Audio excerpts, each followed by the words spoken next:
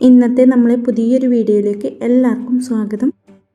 ഇന്നത്തെ നമ്മളെ recipe പാർട്ടികളിലെല്ലാം star ആവാൻ പറ്റിയ നല്ല ടേസ്റ്റി ആയിട്ടുള്ള ഒരു പുഡിങ്ങിൻ്റെ റെസിപ്പിയാണ്. അപ്പോൾ വീഡിയോയിലേക്ക് കിടക്കുന്നതിന് മുന്നേ ചാനൽ സബ്സ്ക്രൈബ് ചെയ്യാത്ത കൂട്ടുകാരെല്ലാം ഒന്ന് സബ്സ്ക്രൈബ് ചെയ്ത് സപ്പോർട്ട് ചെയ്യണേ. എന്നാൽ ശരി, നമുക്ക് വീഡിയോ കണ്ട് നോക്കാം. അപ്പോൾ ഇതുണ്ടാക്കിയെടുക്കാൻ വേണ്ടി നമുക്ക് ആദ്യം തന്നെ കുറച്ച് ബ്രെഡ് വേണം.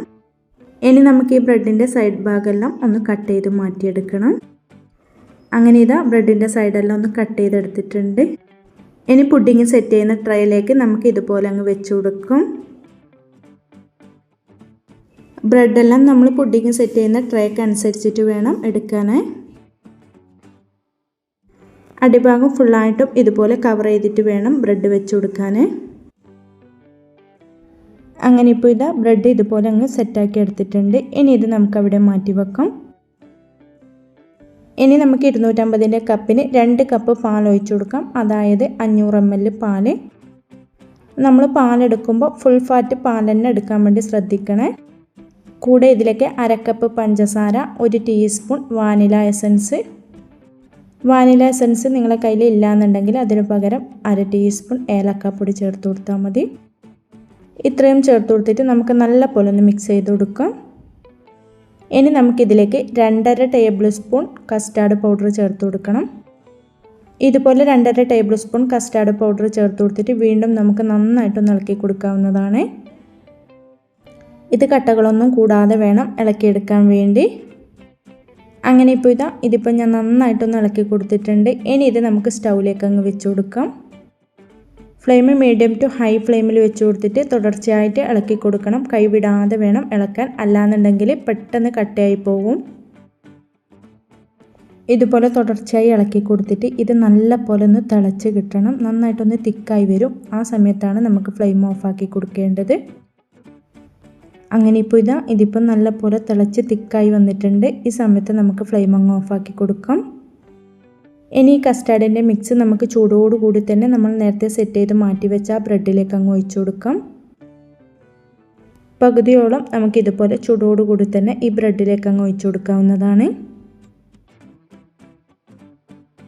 ഇതുപോലെ കസ്റ്റാർഡിൻ്റെ മിക്സ് നമ്മൾ ഒഴിച്ചു കൊടുക്കുന്ന സമയത്ത് ഇതിൻ്റെ എല്ലാ ഭാഗത്തും എത്തുന്ന രീതിയിൽ വേണം ഒഴിച്ചു കൊടുക്കാൻ. അങ്ങനെ ഇപ്പോൾ കസ്റ്റാർഡിൻ്റെ മിക്സ് പകുതിയോളം ഇതിലേക്ക് അങ്ങ് ഒഴിച്ചു കൊടുത്തിട്ടുണ്ട്. ഇനി നമുക്കിതിലേക്ക് ചേർത്ത് കൊടുക്കേണ്ടത്, നിങ്ങളെ കയ്യിൽ ഏതാണോ നട്ട്സ് ഉള്ളത് അത് ഇതുപോലെ അങ്ങ് ചേർത്ത് കൊടുക്കാം. ഞാനിപ്പോൾ ഇവിടെ ക്യാഷും ബദാമും കൂടെ ക്രഷ് ചെയ്തെടുത്തതാണ് ഇതുപോലെ അങ്ങ് ചേർത്ത് കൊടുക്കുന്നത്. പുഡിങ് നമ്മൾ കഴിക്കുന്ന സമയത്ത് ഇടയ്ക്ക് ഇതുപോലെ ഒന്ന് കടിക്കാൻ കിട്ടുമ്പോൾ നല്ലൊരു ടേസ്റ്റ് കൂടുതലായിരിക്കും പുഡിങ്ങിന്. അതുകൊണ്ട് നിങ്ങളുടെ കയ്യിൽ നട്ട്സ് ഉണ്ടെന്നുണ്ടെങ്കിൽ ഇതുപോലെ അങ്ങ് ചേർത്ത് കൊടുക്കുക. ഇല്ലയെന്നുണ്ടെങ്കിൽ അത് സ്കിപ്പ് ചെയ്യാം. ഇനി നമുക്ക് ഒരു ലെയറും കൂടെ സൈഡ് കട്ട് ചെയ്ത് മാറ്റി വെച്ച ആ ബ്രെഡ് ഇതുപോലെ അങ്ങ് വെച്ച് കൊടുക്കാം. ഇതുപോലെ നമ്മൾ ബ്രെഡ് വെച്ച് കൊടുക്കുന്ന സമയത്ത് ഇതിൻ്റെ എല്ലാ ഭാഗത്തും കവർ ചെയ്യുന്ന രീതിയിൽ വേണം വെച്ച് കൊടുക്കാൻ. അങ്ങനെ ഇപ്പോൾ ഇതിൻ്റെ എല്ലാ ഭാഗത്തും കവർ ചെയ്യുന്ന രീതിയിൽ ഇതുപോലെ അങ്ങ് ബ്രെഡ് വെച്ച് കൊടുത്തിട്ടുണ്ട്.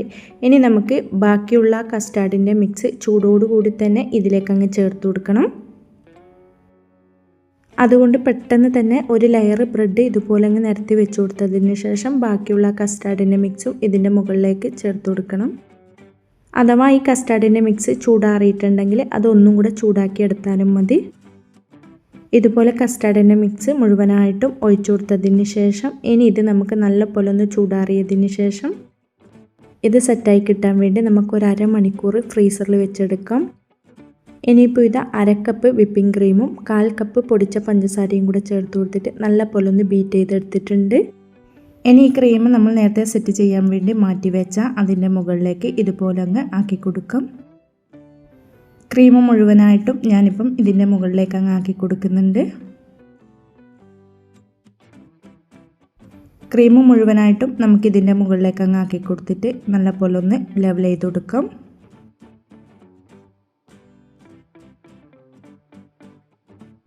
ഞാനിപ്പോൾ ഇതുപോലൊരു ബ്രഷ് വെച്ച് കൊടുത്തിട്ട് ഇതുപോലെ ഒന്ന് ലെവൽ ചെയ്ത് കൊടുക്കുന്നുണ്ട്. ക്രീം ഇതുപോലെ ഒന്ന് ലെവൽ ചെയ്ത് കൊടുത്തതിന് ശേഷം ഇനി നമുക്കിതിൻ്റെ മുകളിലായിട്ട് ബൂസ്റ്റ് പൊടി ഇതുപോലെ നമുക്കൊന്ന് വിതറി കൊടുക്കാം. ഞാനിപ്പോൾ ഇവിടെ 5 രൂപയുടെ ഒരു പാക്കറ്റ് ബൂസ്റ്റ് പൊടിയാണ് വിതറി കൊടുത്തിട്ടുള്ളത്. ഇതിന് പകരം നിങ്ങൾക്ക് വേണമെങ്കിൽ നട്ട്സ് കയ്യിലുണ്ട് എന്നുണ്ടെങ്കിൽ നട്ട്സ് ഇട്ട് കൊടുത്താലും മതി. അങ്ങനെ ഇപ്പോൾ ഇതാ ബൂസ്റ്റ് പൊടി ഇതുപോലെ അങ്ങ് ഇട്ട് കൊടുത്തിട്ടുണ്ട്. ഇനി ഇത് നമുക്ക് ഫ്രിഡ്ജിൽ വെച്ചിട്ട് നല്ല പോലെ അങ്ങ് തണുപ്പിച്ചെടുക്കണം. അങ്ങനെ ഇതാ നല്ല ടേസ്റ്റി ആയതും അതുപോലെ തന്നെ വളരെ സിമ്പിളായിട്ട് നമുക്ക് ചെയ്തെടുക്കാൻ പറ്റിയ ഒരു പുഡിംഗ് ഇവിടെ റെഡിയായി കിട്ടിയിട്ടുണ്ട്.